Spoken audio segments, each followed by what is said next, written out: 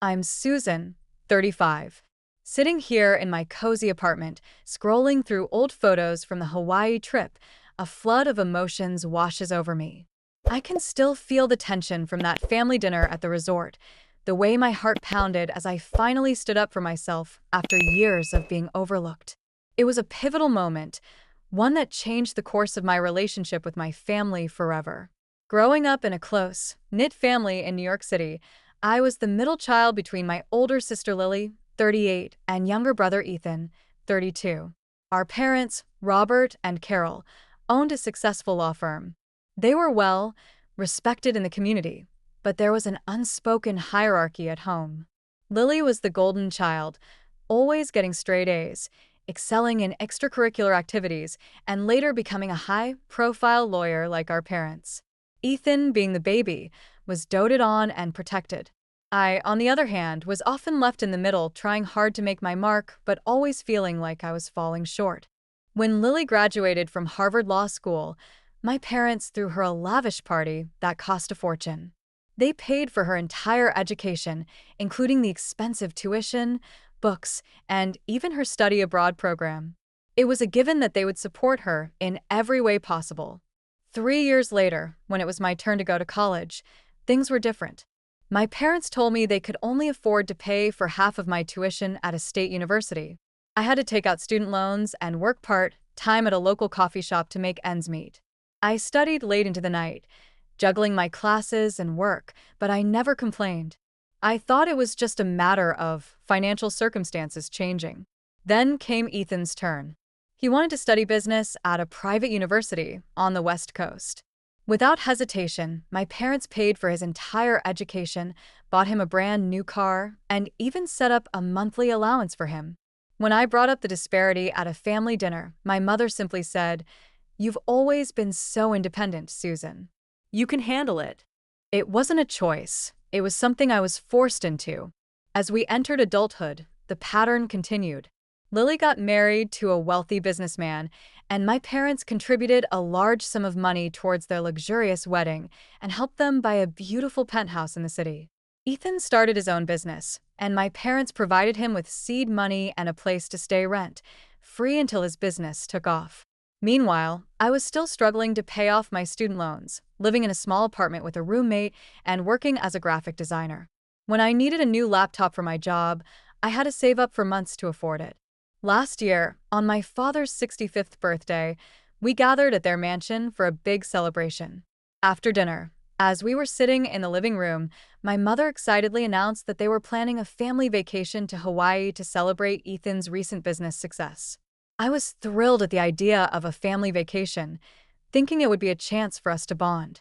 I had saved up 2 weeks of vacation time and was looking forward to it. But then, my mother dropped the bombshell. "We're covering the trip for Ethan to celebrate his success, and of course, for Lily and her husband since they've been so stressed with their new business venture. You're welcome to join us, Susan, if you can pay for your own way. It's about $5,000 per person, but it includes almost everything." The room went silent. That was more than 3 months' rent for me. I tried to keep my voice steady and said, "That's a bit out of my budget right now, but you all have a great time." My father asked if I was sure, but there was a hint of relief in his voice. I left that night, holding back my tears until I got into my car. It wasn't just about the money. It was about being the only one asked to pay, about being an afterthought in my own family. The next day, I called my best friend, Mia. She was furious. "They're being so unfair, Susan. It's obvious they're showing favoritism." I still tried to make excuses for my parents, saying maybe they were really tight on money. But Mia pointed out that if they were, they wouldn't be taking a luxury vacation to Hawaii. A few days later, I found out from a mutual friend that my parents were also paying for Ethan's girlfriend, Sarah, to go on the trip. I was heartbroken. I had been their daughter for 35 years, yet his girlfriend of 6 months was more important. That's when I decided I wasn't going to take it anymore. I remembered that my old college roommate, Lisa, worked at a travel agency. I called her and explained the situation. She told me about a special employee discount program they had for family vacations. With her help, I was able to book the same resort in Hawaii for the same dates, but with a much better deal. I paid just under $3,000, which was still a stretch for me, but I dipped into my savings. A few weeks before the trip, Lily invited me to lunch. We met at a fancy restaurant in the city. At first, the conversation was light, but then she brought up the Hawaii trip. Mom told me you were upset about having to pay for yourself. I know it seems unfair, but you know how it is. Ethan's business is just starting, and Lily and her husband are under a lot of pressure. I couldn't hold back anymore. It's not just about this trip, Lily. It's been like this my whole life. You and Ethan have always gotten everything handed to you, while I've had to work so hard for every little thing. Lily was taken aback. That's not true, Susan. Mom and Dad have always treated us equally. I laughed bitterly. Equal? They paid for your entire law school education, your wedding, and your house. They're paying for Ethan's college, his business, and now this vacation. What have they ever done for me? Lily fell silent for a moment and then said, "You don't know everything, Susan. Last year, they helped me with a large medical bill that I couldn't afford. It was a huge burden off my shoulders." I was stunned. I had no idea. But it still didn't change the fact that when I needed help with my student loans, they told me they didn't have the money. That's great that they helped you, Lily, but it just shows that when you or Ethan need something, they always find a way. When I need something, I'm on my own. The lunch ended awkwardly, but at least I had finally voiced some of my feelings. That evening, I met my boyfriend, Jake. We had been dating for 6 months. I told him about my plan to go to Hawaii and the conversation with Lily. He was incredibly supportive. "I think this is a great idea, Susan. Sometimes people need a wake-up call to see what they're doing, and I'll go with you if you want." With Jake by my side, I felt more confident. We arrived in Hawaii 3 days before my family. The resort was beautiful, just as I had imagined. We spent the first few days relaxing on the beach, snorkeling, and exploring the island. But I knew that the confrontation with my family was coming.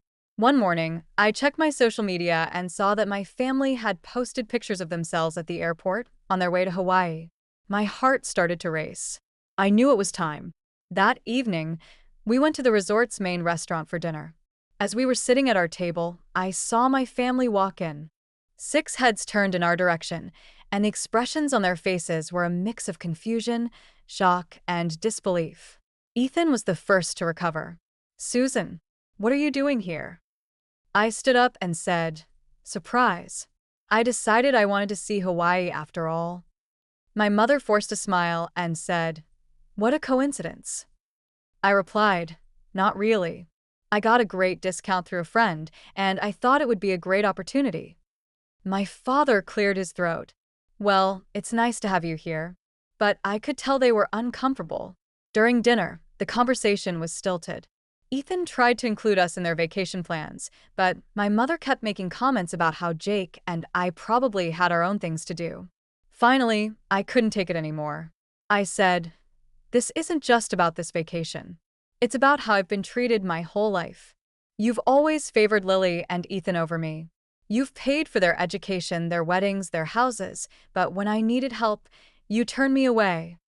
My parents were silent for a moment. Then my father said, "We've always tried to do what's best for each of you. You've always been so independent, Susan, that we thought you didn't need as much help." I countered, "I became independent because I had to. You never gave me a choice." Lily defended my parents, saying, "We all have different needs, Susan. You can't compare everything." But I pulled out my phone and showed them a list of all the financial support they had given to Lily and Ethan over the years compared to what I had received. "These are the facts, not just my feelings," I said. There was a heavy silence at the table. My father looked genuinely shocked, and my mother's face turned red. Ethan then spoke up. "I never realized how different things were for you, Susan. I'm sorry." Even Sarah, Ethan's girlfriend, said, "I think Susan has a point." My parents did something similar to my sister and me, and it caused a lot of resentment. Over the next few days, my parents took some time to think about what I had said. They approached me one evening on the beach. My father said, "We've been blind, Susan. We never meant to make you feel this way. We'll do better."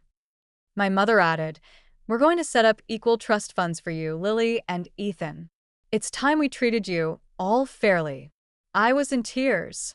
It was the acknowledgement I had been waiting for my whole life.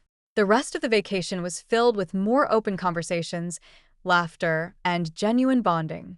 We even went on a group snorkeling trip, and for the first time in a long time, I felt like a part of the family. When we got back home, things were different.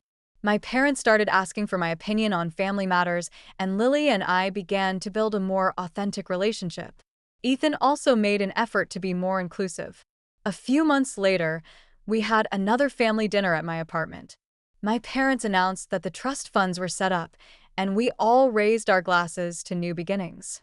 Looking back, that trip to Hawaii was not just a vacation, it was a turning point. By standing up for myself, I was able to break the cycle of unfair treatment and start a new chapter in my family life. It wasn't easy, but it was definitely worth it.